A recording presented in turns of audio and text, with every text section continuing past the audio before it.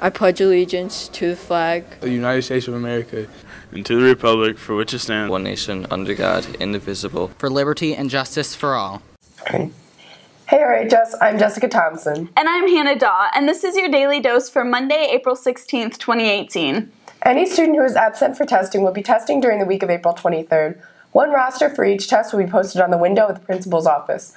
If a student was absent during testing, he or she should check the window to find out what day they are testing and where. All tests will start first thing in the morning.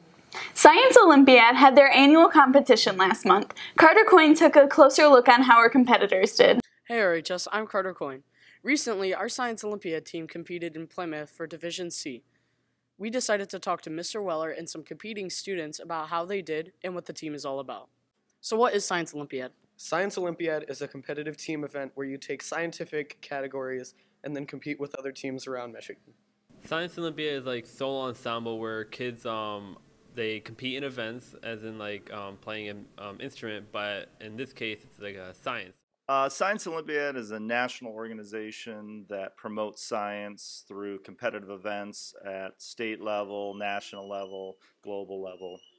And what are the categories you participated in? I was in astronomy, which is basically astrophysics, and dynamic planet, which is basically plate tectonics. I participated in overall rocks and minerals, where we looked at rocks and minerals and distinguished between each other. Disease detectives, which I said, and the pentathlon, and lastly remote sensing about satellites in like infrared. And how did the team do?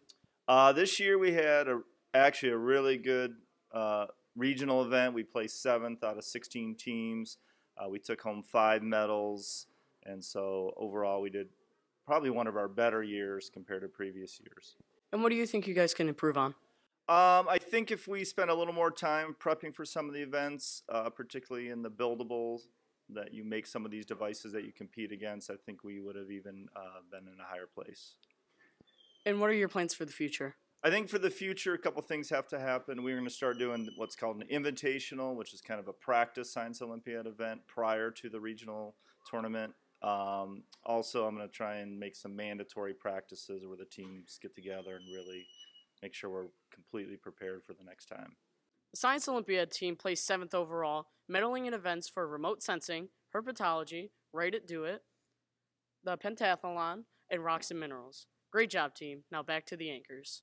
Thanks, Carter. The Gay Straight Alliance is meeting the next 2 Wednesdays, April 18th and April 25th, after school in Mr. Keith's room. Any new members are always welcome. The nomination forms for student council and class officers will be available to students to pick up beginning tomorrow in the front office. Completed forms are due to Mrs. Reynolds by 9 a.m. on April 20th. Elections will tentatively be on May 8th. All other information is on the forms for students. Seniors, you could all use some extra money for college. There are a couple scholarship opportunities for you to be aware of. Football alumni Richard Hoffhein's scholarship applications can be picked up in the athletic office. You have to submit the application on or before May 15th, 2018 by email to rhsafc@gmail.com. If interested, stop by the athletic office to pick up the application. Hey RHS, I'm Rachel Vara, and this is your daily sports report. Varsity boys baseball had a game Thursday and ended with a tough loss. Overall good performances by Alan Woodward and Charlie Pasco. Varsity girls tennis played Friday against Ensel Ford. More on that tomorrow. Varsity track had to meet against Carlson Thursday. Great win by the girls, but a tough loss by the guys. Great performances by Olivia Johnson placing first in 100 and 300 meter hurdles, freshman Haley Seldrick taking first in all of her varsity events, and Olivia Simpson PR'd in log jump. Varsity softball came out with a great win also.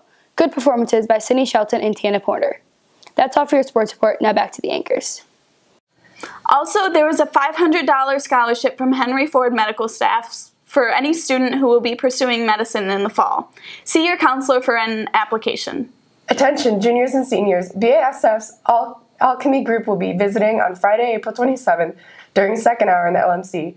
They will discuss career opportunities at BASF, and they will also discuss the importance of open and accepting workplaces, including for lesbian, bi, gay, and transgender employees. If you're interested in attending, sign up in the CRC. Attention seniors, tickets for prom are on sale in the counseling office. I forgot to buy my prom tickets!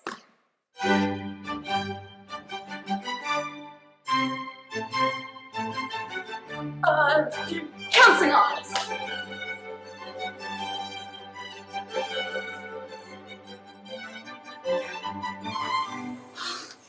Yes! Don't forget to get your prom tickets from the counseling office. Prom is May 4th. The cost of a ticket is $75. Prom is May 4th from 6:30 p.m. to 11 p.m. This year they are doing things a little differently with seating. There will be a seating chart at prom this year. Please see Mrs. Barnes or Miss Merrifield to list your group of friends you would like to be seated at by prom. If you do not see us by April 20th, we will place you on the seating chart accordingly.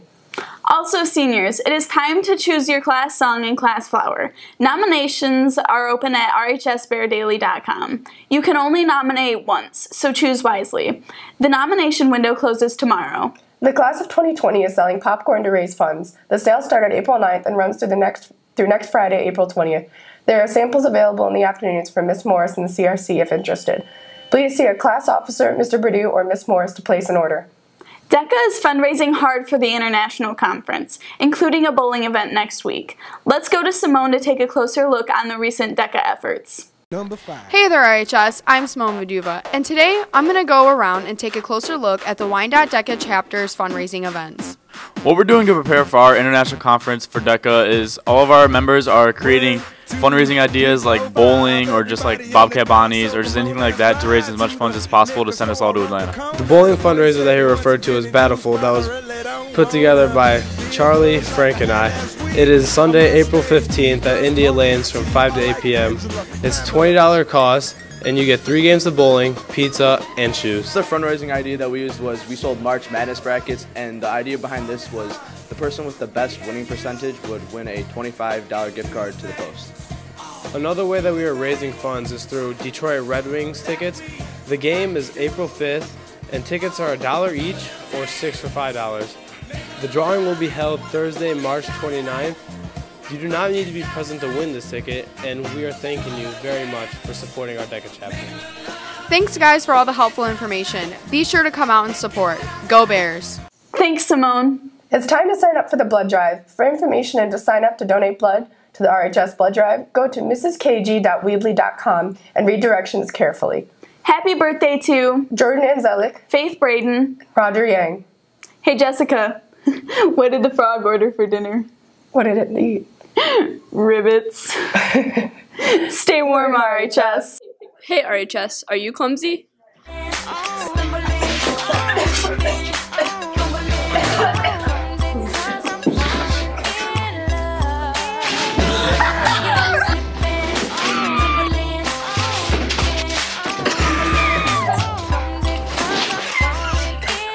Ouch.